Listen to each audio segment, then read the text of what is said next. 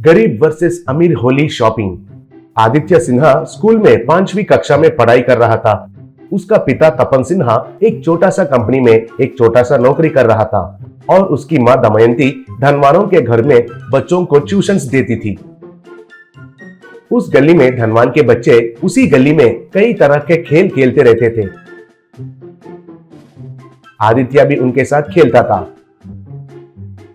लेकिन एक धनवान का बच्चा अखिल को उसका घर में उसकी बहन के लिए ट्यूशंस लेने वाली आदित्य का माँ कहे तो बिल्कुल इज्जत ही नहीं देता था। ऐसा उसका बेटा आदित्य भी उसे बिल्कुल पसंद नहीं था। अखिल उसे हमेशा डांट कर मारता रहता था। आदित्य माँ से ये बात कहकर बहुत दुखी होने लगा। तब उसकी माँ, ऐसा कुछ नहीं है बेटा, ऐसे खेल कूद में नीचे गिरकर चोट लगना तो मामूली बात है, कहकर उसे समझाती थी। एक दिन आदित्य, माँ कल होली है, स्कूल का छुट्टी है। बड़ा बाजार में सुपरमार्केट में होली के रंग और पिचकारियाँ के लेटेस्ट मॉडल्स बहुत सारे हैं। मेरे सारे दोस्त उधर ही जाकर खरीद रहे हैं, मैं भी उधर जाकर खरीदता हूँ। पिताजी तो कैंप में गए हैं ना, होली से एक दिन पहले आऊंगा कहा था, देर से आएगा शायद। पिता के पास पैसे लेकर रखो, कहा। अगले दिन सुबह आदित्य उठकर, पिताजी अब तक क्यों नहीं आए हैं, फोन करके पूछो, कहा। तब दमयंती, फोन किया था बेटा, लेकिन पिताजी आने के लिए देर हो जाएगा कह रहे थे। मेरे पास 500 रुपया है, इनसे रंग और पिचकारी खरीदो, कहकर उसे पैसे दिया। सुपरमार्केट में कुछ बच्चों के साथ अखिल भी था। आदित्य को उधर देखकर अखिल, क्या रे ये आया है?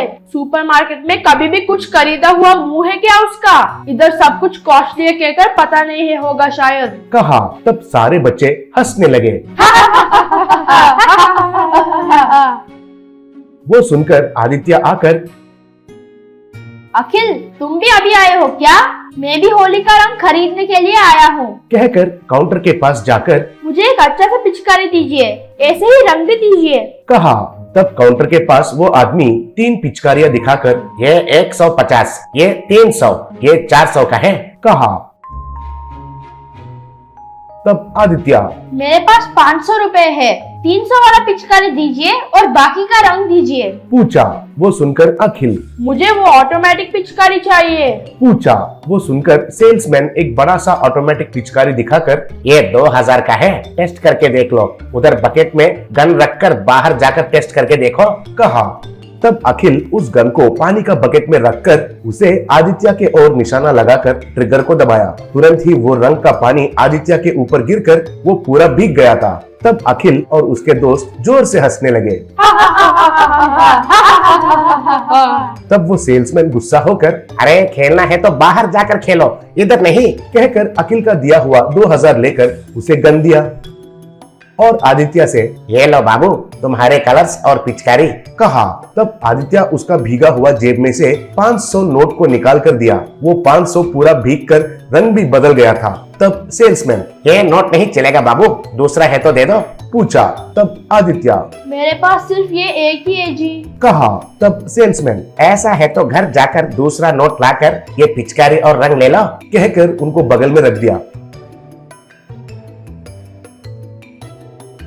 आदित्य को भीगा हुआ कपड़ों में देखकर माँ घबरा गई। तब आदित्य जो हुआ वो माँ से बताकर बहुत दुखी हुआ।